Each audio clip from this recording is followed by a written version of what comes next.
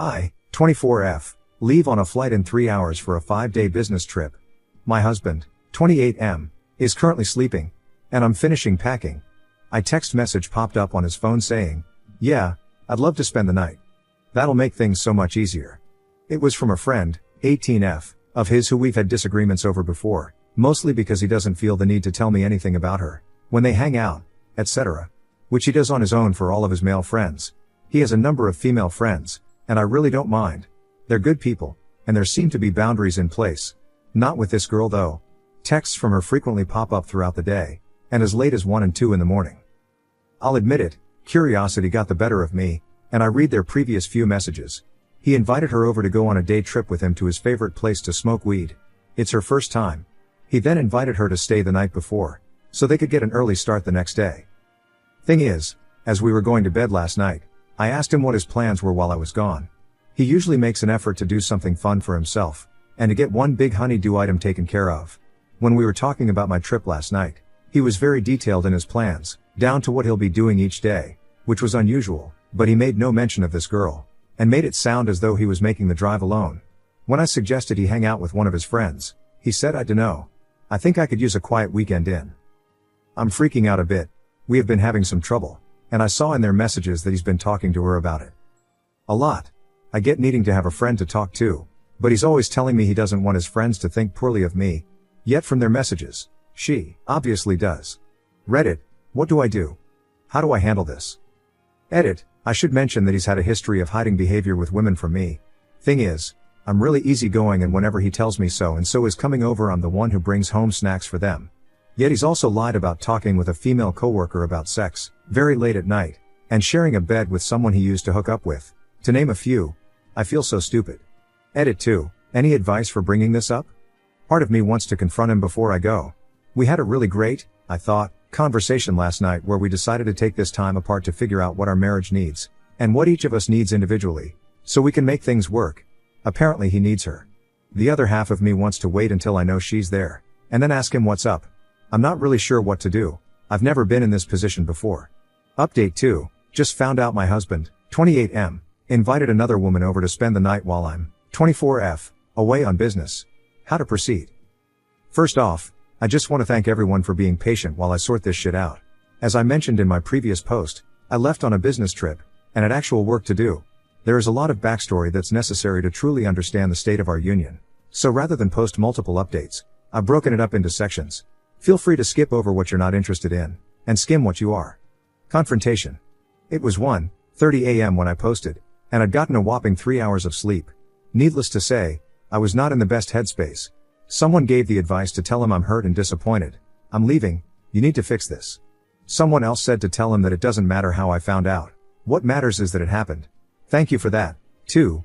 Both those comments really stuck with me, and I lay in bed waiting for him to wake up, typing out how I would respond to whatever direction our conversation took. Quick side note, we've been together for 4 years, and other women have been a constant problem in our relationship.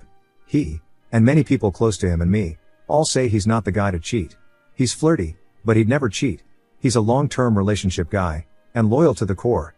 That being said, he's had a history of withholding information from me because he thinks it'll make me mad, and he doesn't want me to be upset with him. I'm a pretty chill person, and honestly wouldn't have cared if he'd asked this girl over and told me about it. In the past, I haven't handled him lying to me very well, hence wanting to have a plan. While I was waiting for him to wake up, I did something I'm not very proud of, where I know he'd lied to me, and I wanted to have proof of the things he told me about her moving forward, especially where I'd be gone, and she was supposed to be spending the night. I set up his iMessages to come to my iPad. I know all his passwords, so I deleted the email alerts, and just added his phone number. I'm not proud of it, but I didn't have cameras at home, and needed to know whether he was telling me the truth while I was gone. He woke up, and I decided to give him one last chance. As I was gathering my things, I asked him what he had planned while I was gone. He gave a very detailed report of his daily plans, casually leaving out anything about this girl staying the night or going to Colorado with him. I was so livid, because just the night before, we'd gotten into a pretty big fight where he said, "And you don't trust me? I've done nothing to deserve it, but you still treat me like I'm sneaking around." That hurt, because we'd been going to therapy, and I thought I'd been doing really well at giving him the benefit of the doubt. I used to check his phone, BC of the earlier problems we'd had, but haven't done that in months.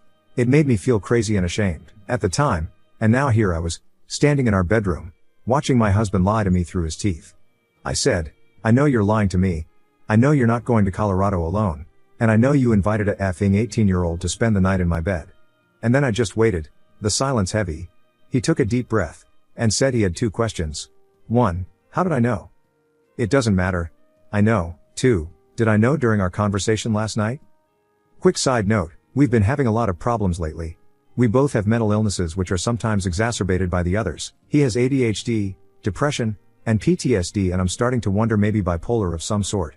And I have PTSD, anxiety, and a number of health issues. And he's not very good at controlling his anger. Nothing more physical than throwing things or punching walls. But it is absolutely verbal and emotional abuse. I wasn't sure if it was before, but after a recent fight we had in which I asked him to stop screaming at me so I could finish packing, he said, you can multitask. Yeah, I realize he sounds like a shit person. And when he's in that headspace, he is. It's very much a drive, Jekyll/Mr. Hyde situation. And when he's kind and calm, he's the sweetest, most loving person I've met, and that's who I fell in love with. I care for him, even at the same time as I know that I don't deserve him. So the night before, we had a very heartfelt, emotional talk, in which I told him I wanted him to be happy. I could tell that he wasn't, and I thought he should go home, several thousand miles away, for a few months to figure himself out. I told him I would be his biggest cheerleader, and that if we ended up staying together or divorcing, I would always love him, and he would always be my family. We've been through some shit, both together and separately, and we were both sobbing by the end of it. But here's the kicker, I told him that if he needed another woman to make him happy, I would let him go, and support him as a friend. End of side note. As a result, I was probably pretty harsh in my response, and said, no, I didn't know during our conversation last night. And now I feel like an idiot, like my husband has been effing a teenager and I just gave him my blessing. He tried to get defensive and said that it's not like that. I got really quiet, and said, you're a very smart man. But if you can't see that girl wants to get in your pants, you're a effing idiot. She texts you about her taking bubble baths, and you effing tell her about all our problems. Her, when you won't even talk about me with most of your friends, you're telling an 18-year-old about all of our problems. He said he would cancel his plans with her. And I said, I'm not making that decision. You are. I honestly don't know how you can fix this. I don't care if you go with her at this point. But I'm leaving, and I'm hurt and disappointed, and you need to figure out where your priorities are, because right now, your priority isn't your wife, it's your 18-year-old crush. He kept saying he should have told me, but that he didn't want me to make him feel guilty for wanting to hang out with his friend, and that I should have known that nothing would happen.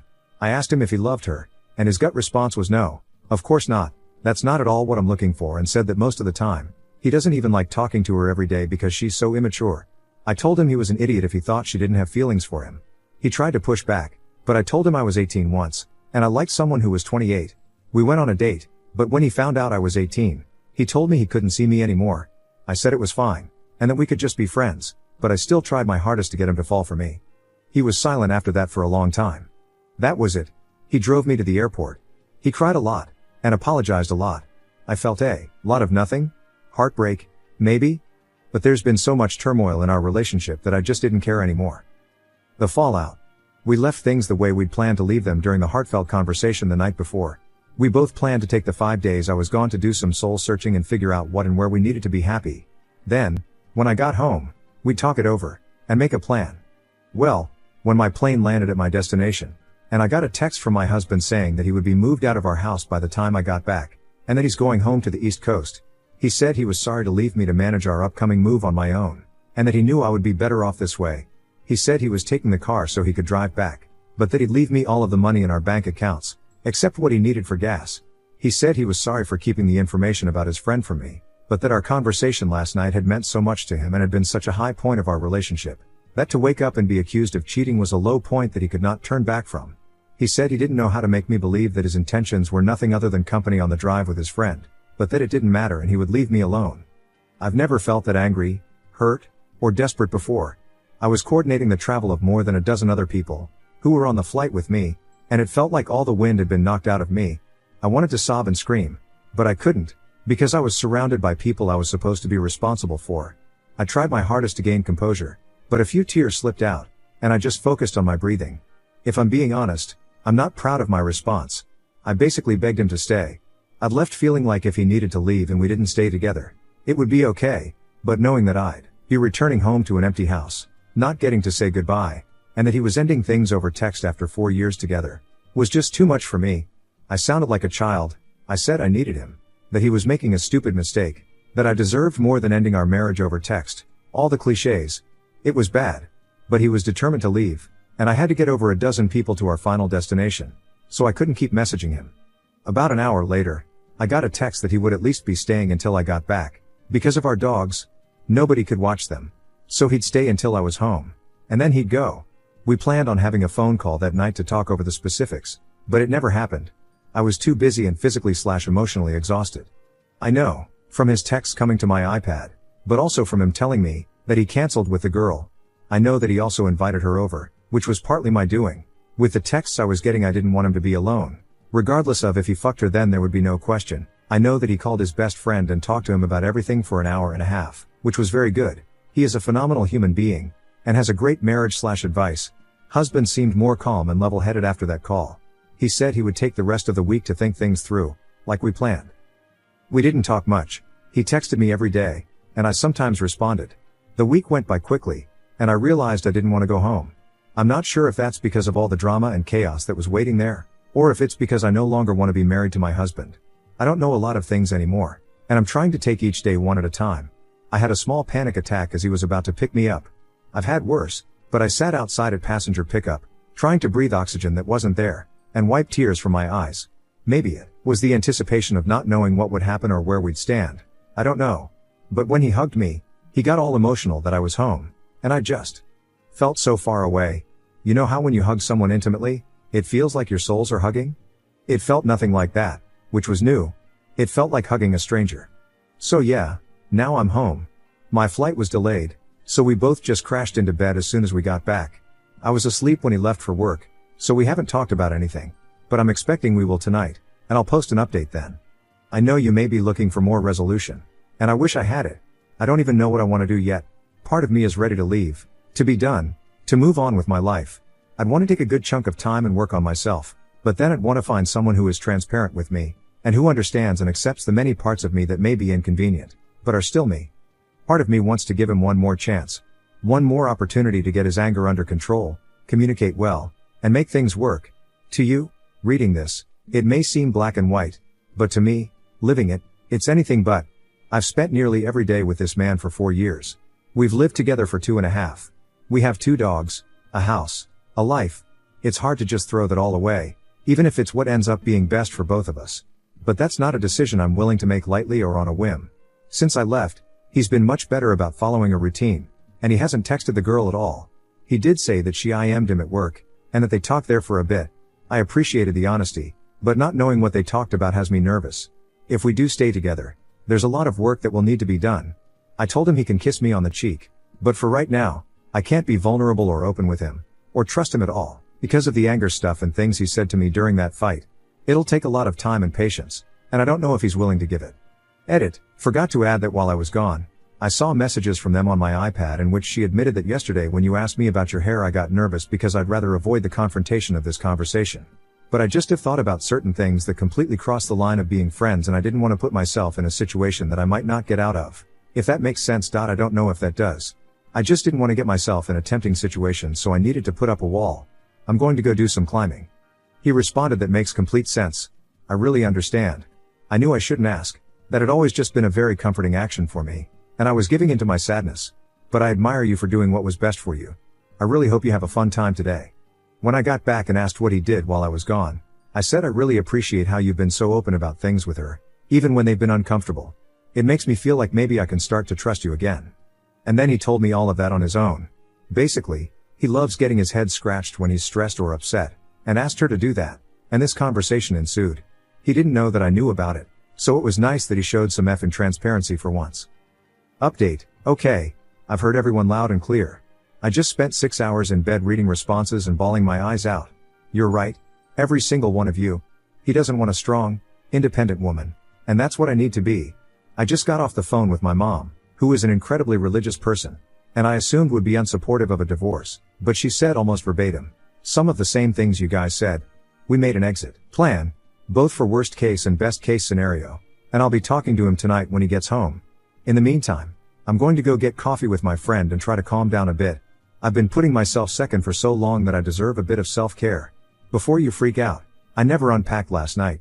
If I need to leave tonight, I have 9 people who have volunteered to be on call to help me move or be emotional support or whatever I need, and all of my valuables are already packed.